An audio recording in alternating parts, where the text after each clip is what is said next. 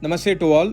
I am not too sure if I have already made a video explaining the Atharvaved mantra 4 by 34 by 2. But however, there was a question asked to me in my YouTube channel by somebody that some of my Muslim friends are saying about vulgarity, about heaven and people enjoying with women in the heaven from the Atharvaved mantra 4 by 34 by 2, which I thought of clarifying it.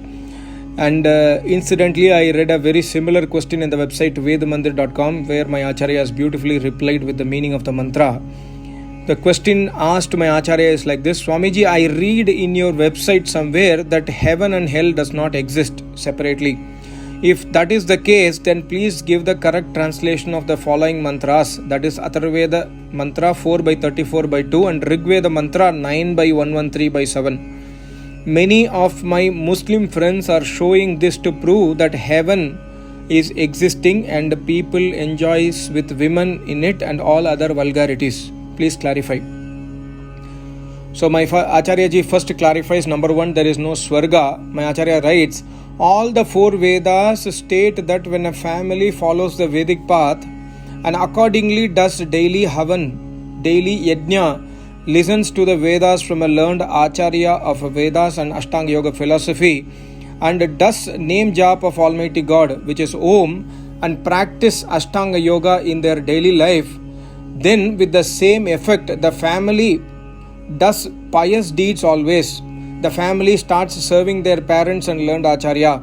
The family also starts giving donation to authentic place and dignitaries. The family will be always away from diseases. The family will never quarrel amongst them, and their children, they will get very good education and also will have smiling face with very good character. This is described as Swarga in Atharvaved mantra 6 by 120 by 3.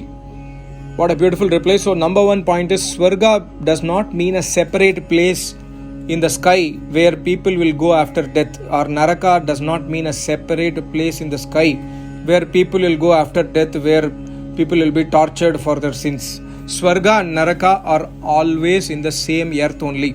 My Acharya writes, the opposite to this, what I have explained, is called as Naraka or hell. So where there are so many diseases, so many quarrels, children are not happy, always fights, people do not serve their parents, they have fight with their parents, etc. This is called as hell.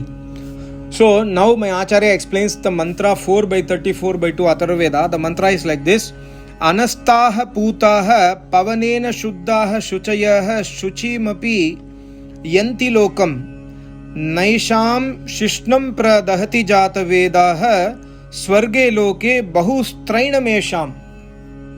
So here my Acharya explains the meaning. Anastaha means those who have risen above the corporal human body made out of flesh and blood.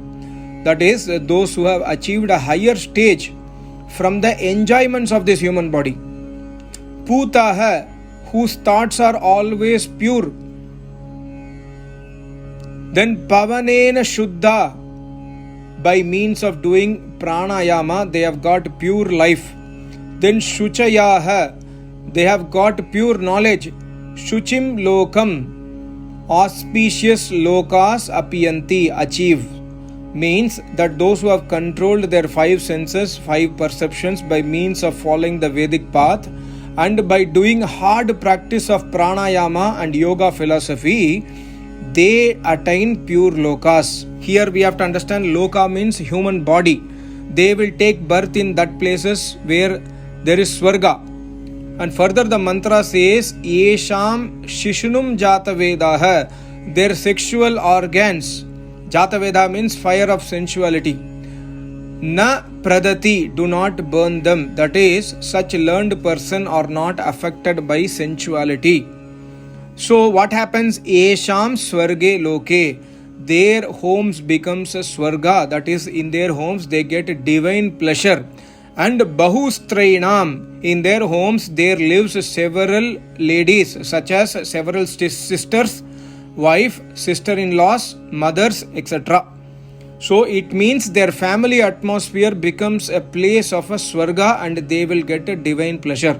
So by controlling our senses, by controlling our perceptions, by controlling our mind, and by adopting the yoga philosophy, doing everyday pranayama, doing everyday worship of Almighty God, our home will become Swarga. And at our homes, we will always see our mothers or mother-in-law, sister-in-law, sister and wife, etc. will be happily living. This is the secret in the mantra. So this mantra does not have any vulgarity at all, and this mantra does not say that there is a heaven and people after death will enjoy with the women. These are all created by people who want to destroy the Sanatan Dharma. And my Acharya writes, the idea of the Rig Veda mantra 9 by 113 by 7 is, in the salvation stage there is a continuous generation of light, and in the knowledge there is always pleasure. Then at that stage of salvation, the prayer to Almighty God is, oh God, please keep me always there. This is the idea of the mantra 9 by 113 by 7. So these two mantras are very clearly mentioning about a pure life, about a divine life, about a divine pleasure only. There is no mention about this kind of, the heaven or the hell as described in Abrahamic texts. That we have to clearly understand. So my request to you is, whenever you listen Vedas from any of the website or YouTube channel, it could have been run by somebody. You can say that, okay, this guy is a Hindu, he is trying to promote Vedas, but always verify. Because I saw one more video very recently where that guy is promoting, he says, I am promoting Sanatan Dharma. He explained the meaning of the mantra Triambakam Yajamahe, and in which he was mentioning the word meaning Sugandhim. Sugandhim means the smell from the human body before death, which is absolute rubbish. Actually, the meaning of Triambakam Yajamahe you can see from my channel. I have already made it several months back. You can go to my playlist, under the playlist Vedas. You can see the meaning of this mantra also.